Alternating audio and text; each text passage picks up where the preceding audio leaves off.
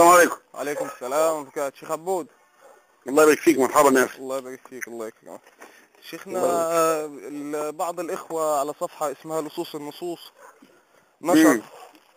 نشر بعد الظهر اليوم يعني ايوه. مقطع صوتي اللي حضرتك بتقول فيه ان حضرتك ما وقعتش على البيان ولا الشيخ حسن عبد الوهاب البنا ولا الشيخ عادل السيد ولا الشيخ علي الوصيفي. ويقول انك اخبرت الشيخ هشام ان الذي يحارب الشيخ هشام رأسا هو علي عبد العزيز موسى، وان سبب الفتنة اثنين: علي عبد العزيز موسى وعبد الله ولد الشيخ غسلان. وهذا الكلام يعني في مضمونه يدل على ان الشيخ طلعت هو الذي اصدر البيان من عنده وحده، وان المشايخ انه تكلم باسم المشايخ بدون ان يوقع احد. لا، هذا كاذب، وهذا اولا بطر للكلام، وللشاب اللي يسجل او عمل الكلام ده انسان مش امين، وليست اخلاق المسلمين، لان هو بيحكي معايا على مشكله. نعم. تمام. نعم. بيحكي معايا على مشكله ان الشيخ واللي حاصل، بيقول لي انت موقع على البيان وماضي عليه. قلت له يا ابني ده البيان على النت ما فيهوش امضاء لحد. تمام. احنا اتفقنا على هذا البيان في القاهرة، وقلت الكلام ده ان احنا اتفقنا على البيان، ولا هو بيقطع كلام ويكتب كلام ما لم يذكر هذا الاتفاق. قال ان نحن لم نوقع لنا ولا الشيخ علي عبد العزيز عادل السيد ولا علي الوصيفي ولا الشيخ حسن. قال هذا البيان لم يوقع عليه احد، يعني لم يذكر، لم يوضح هذا. لا، الكلام اللي اتفقنا عليه هو النت فيه توقيعات. قلت له اتفقنا عليه ضمنيا على هذا البيان، وقلت له ان الشيخ هشام غلطان في سبه في الشيخ طلعت، يقول ان هو كذاب وكذاب، وكل من يعرفه كذاب، وكلنا نشهد ان الشيخ طلعت اهل صدق. واحنا رحنا للشيخ هشام ثلاث مرات او اكثر، واحنا رايحين له علشان خاطر الاصلاح. ايه اللي تعبنا انه الشيخ طلعت الى للاصلاح بينه وبين الشيخ رسلان. فمن ضمن الكلام قلت له بسبب بداية المشكلة محمود الخولي وعبد الله تنافسوا مع بعض، وده قال له انت كذا وده قال له انت كذا، ودي بداية المشكلة. نعم. لكن انا لم اخضع في الشيخ رسلان، ولا بنقول بداية المشكلة، وما اذنت له ان هو يسجل. واحد بيتصل بيا بيحكي معايا. تمام. فبقول له دي يا اخي ما تدخلش بين المشايخ، اتق الله. انت ماذا تقصد من هذا السؤال؟ نعم. تقصد ايه؟ للاصلاح، فان كان الاصلاح اتق الله ما تتدخلش. دول كلهم اخواننا وربنا يهديهم، ودي مشاكل بين كل الناس، بيحصل في مشاكل. تمام. ولكن بداية المشاكل كان كلام بين عبد الله ومحمود الخولي، ومحمود الخولي جبته في بيتي انا والشيخ طلعت، وجبت الشيخ طلعت جزاه الله خير، وجبت المشايخ، وعانينا مع محمود، وخدت الشيخ عبد الرحمن القاضي ربنا يبارك فيه، خدته وجبناه هنا وقلنا له يا ابني ما تتكلمش. تمام. امنع الكلام واصبر وما تتكلمش. قال خلاص اتفقنا، وجبنا الاخوه بتوع مركز بدر حسن بغدادي. نعم. واتفقنا ان محمود الخولي ما عادش يتكلم. نعم. ويتقي الله وما يتكلمش، ما ردش على حد، ويقول الشباب اللي عند الشيخ رسلان بيقولوا وكلموا. قلنا له انت ما تتكلمش، انت ما تتكلمش، واتفقنا معاه في بيتي هنا. تمام. فهو لعب بالاتفاق ولم يوفي به. نعم. محمود الخولي لم يوفي بهذا الكلام، وشاهد على ذلك الشيخ طلعت، والشيخ طلعت قال كلام في مقطع. الشاب الذي سجل هذا انا لم اسامحه ولم اذن له انه يسجل، لاني انا اتكلمت معاه اكثر من ساعه يا اخي، اتكلمت معاه اكثر من ساعه. سبحان والله يا شيخ، المكالمه ليس بامين، المكالمه لا تتجاوز دقيقتين. والله يا اخي اقسم بالله كلمته.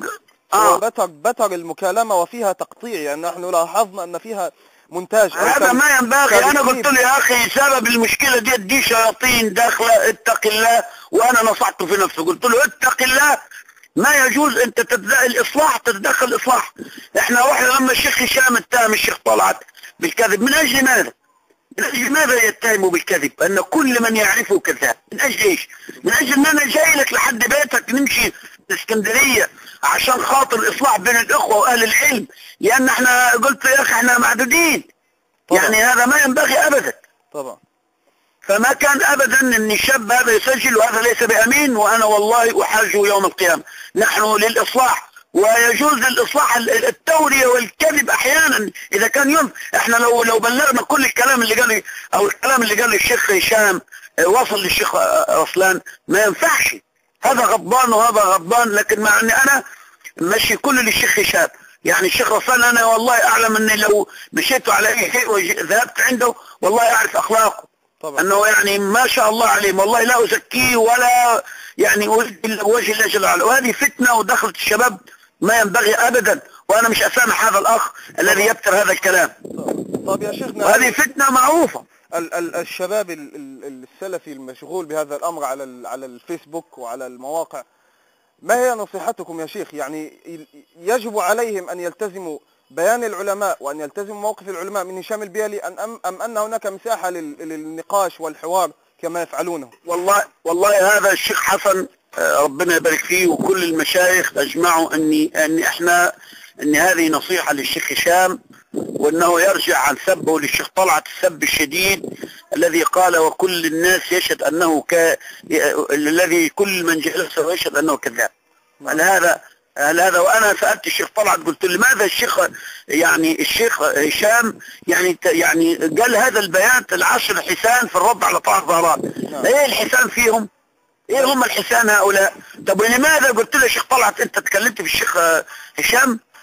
قال لي لا والله انا بس في مسألة ان السيسي خارج. فقلت لا ليس بخارج، ده عازل بس، ما تكلمت. نعم. ما تكلمت الا في هذا، انا الكلام هذا قريب. فقلت هذا طبعا سبحان الله، يعني حتى لما الشيخ لما قال مسألة مع جيشنا ما دام على شرعنا. نعم. نحن فانا قلت للشيخ طلعت نحن مع جيشنا مكان. فانا قلت للشيخ طلعت، حتى الشيخ طلعت مسجل هذا الكلام، ده كلامي. قلت له ومتى كان جيشنا على شرعنا؟ متى كان؟ طبعا. متى كان الجيش على شرعنا؟ ام متى؟ فلكن اهل السنه مع الجيش ومع ولي الامر البار والفاجر، هذا الذي نعلمه ويعرفه الصغير والكبير محبة العلم. نعم. ما فيها كلام. وانا الشاب ده قلت ان لما سجل والله لا اعلم انه سجل، لما تكلمني في المكالمه قلت له ايه مصلحه الشيخ هشام ان يقول ان السيسي يعني هذا خروج لا شك فيه؟ ايه مصلحه الامه؟ ده عمل وبالات على اهل السنه ان الحزبيين يتمسكون بهذا الكلام. طبعا. او شيخ ممن تزعمون انه من المداخله والجميع زي هم ما بيتهمون واتهموا الشيخ هشام والشيخ رسلان والجميع. تمسكوا بهذا الكلام، وانا بنعاني من هذا الكلام من الحزبيين خاصه. بنعاني منه. هذه واحد منكم اهوت الذي هو معكم يقول ان هذا لا شك فيه انه خروج. سبحان الله. فانا في بيت الشيخ هشام قلت له يا شيخ هشام ايه المصلحه؟ الاخوان هؤلاء الامه وكل الناس عارفه طلبه العلم، ايه المصلحه ان ده هؤلاء شر؟ قال لي صحيح احنا عارفين، لكن قلت له هذا ما في مصلحه هذا الكلام.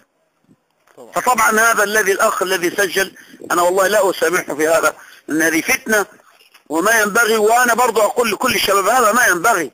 يعني الصحابه وقع بينهم القتال، لكن كانوا يقولون الذين لم يدخلوا في هذه المعمعة يقولون نجانا الله من دمائهم فلنجي ألسنتنا من الكلام فيه. طبعا. فكل يعني أخ طالب علم إذا كان هو طالب علم اتق الله، لكن كان يسجل يقطع مقاطع ويعمل كلام ويكذب على هذا ويكذب على هذا، والله هذا يعني يوم القيامة نجتمع جميعا، وهذا ما ينبغي. والله ما ذهبنا إلى الإصلاح وما عنينا في المشاوير، لا نريد تاجا لا من الشيخ رسلان ولا من الشيخ هشام، نريد وجه الله تبارك وتعالى، انه عندنا الناس فيهم خير. هؤلاء يدعو الشيخ هشام الشيخ رسلان ما يحتاج احد يزكيه لا غيري ولا امثالي. والشيخ هشام يعني فيه الخير، لكن هذه الفتنة فانا تكلمت على اسباب هذه الفتنة، وبداية الكلام هو الشاور بسيط جدا. قلت هذا يا ابني هذا حدث بين عبد الله وبين محمود، ومحمود أكدنا وشددنا عليه أنه ما عاد يتكلم في هذا الكلام. وأنا أقول يعني لكل الناس لك ولغيرك وكل الإخوة أنهم يتقوا الله تبارك وتعالى، وما يجوز الكلام أبدا في حتى طالب العلم ولا في العوام. فما بالك أن يتكلم في فتنة ويسجل هذا كلام ويقطع هذا كلام ويبطل هذا كلام، والله هذا لا أسامحه أبدا. بارك الله فيك. أما كلامنا في التوقيع على البيان، فأنا قلت له البيان على النت ما في توقيع ازاي؟ احنا اتفقنا على البيان والشيخ طلعت كتب هذا البيان والشيخ كله مقرين، وقلت له طب اسال الشيخ حسن عبد الوهاب، لماذا تسالني؟ ده شيخنا وولدنا وشيخ مشايخنا كمان، راجل تعدى 90 عام شيخنا، لماذا انت تساله يا ابني؟ تسالني انا ليه؟ نعم. هذا الذي قلت كل له. كل المشايخ المكتوبين في البيان يا شيخنا أقروا بكل ما في البيان، بكل صغير وكبير. كل قرين مياخ البيان متفقين عليه، وانا قلت له متفقين عليه اتفاقا، مش كتابة عقد مسجل. هذا اتفاقا واتفقنا خائن عليه. والله يا شيخ، هذا خائن، أسأل الله أن هذا ينتقم منه. عيل والله لا اعرفه، وهذا يسجل يفتر كلام، وحسبنا الله ونعم الوكيل. كنت انصحه مناصحة، قلت يا اخي هذه مشكلة بسيطة. نعم. بدايتها كلام بن محمود وعبد الله رسلان، بدايتها كلام نعم. بن محمود الخولي وعبد الله رسلان، ودول شباب صغيرين الاثنين. فما قلت لهم ما تزود الفتنة. فأنت ماذا تريد؟ ترجو يعني بذلك ماذا تريد؟ تتصل بماذا تريد؟ وجه الله؟ نعم. هل تريد هذا؟ الله أنا هكذا. خير. فحسبنا الله ونعم الوكيل في من يكذب. شيخنا ماذا تقولون في من يطعن في عبد الله رسلان؟ والله كلمة الكلام من الشباب اللي بيتكلموه في عبد الله رسلان جايبين له ورق اني هو واخد كتب. نعم. تمام. نعم. فانا ردي على هؤلاء الشباب لما تكلموا قلت والله هذا اذا كان هي كما يقولون سرقة كتب فكل الناس تنقل، لكن قالوا لا هذا كتاب كامل. لكن طيب الاصل في المعاصي الستر، طبعا مش الاصل فيها الفضيحة، الستر. وانا الذي سمعته عن عبد الله اخر كلام الشيخ طلعت قالوا لي ان الشيخ عبد الله رسلان قال انا تعديت او اخذت او كما وصفوني ولكني تبت الى الله جل وعلا. فسبحان الله اذا كان النبي يقول التائب من الذنب كمن لا ذنب له. اما صاحب الهوى الذي يقطع ويبتر ويجعل هذه الفتنة، كيف لما ينشر هذا الكلام ويجعلني اننا نطعن ويكون يزود الفتن، ما بدل ما نكون نحن اهل اصلاح اصبحنا اهل فتن. والله يا شيخنا الولد الذي نشر هذا الكلام هو ان شاء الله محمود الخولي. يعني صفحة لصوص ونصوص هذه منذ اكثر من 6 أو 5 أيام 6 أيام هكذا. لا أنا نشروا صورة قالوا فيها حقيقة الزواج السري لعلي عبد العزيز موسى، يطعنون في عرض الشيخ. والله يا شيخ عبود يعني هؤلاء ليس عندهم تقوى. يعني ينبغي على محمود الخولي انه يتقي الله. اقل ما فيها ان الشيخ علي عبد العزيز يعني شيخه طبعا ما يستطيع ان يقول شيخه كان يجلس امامه. هذا طالب عاصي هذا طالب عاصي. هذا محمود نسأل الله ان يهديه ويتقي الله جل وعلا، ولا الانسان لا يصل في الشهرة على اكتاف غيره. يعني هذا ما ينبغي، يعني هذا عيب وما ينبغي مهما يكن بيننا الخلاف وبيننا المشاكل، لكن لا تكن عن طريق النت. فضيحة عالمية. هذا اي اخلاق، هذه اي اخلاق. ثم انا اقول فلان مبتدع، فلان ضال عن السنة، فلان عنده بطر، فلان مجروح.